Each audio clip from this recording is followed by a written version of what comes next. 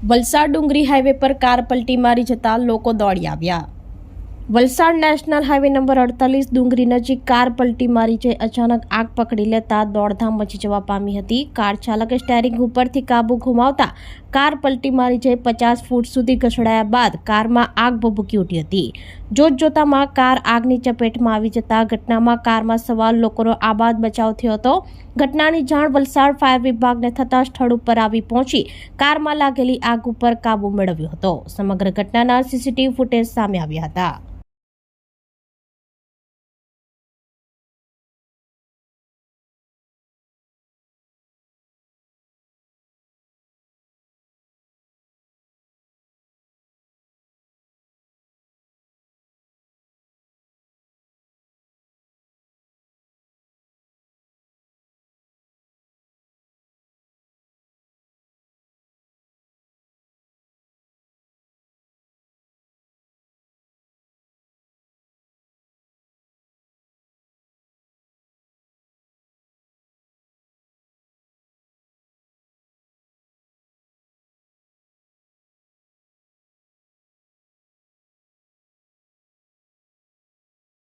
આપણી સંકલ્પ ન્યૂઝ ચેનલને સબસ્ક્રાઇબ અને લાઇક કરો, બેલ આઇકન દબાવો જેથી આવનાર ન્યૂઝ અપડેટ્સની નોટિફિકેશન આપના મોબાઈલ પર સૌથી પહેલા પહોંચે।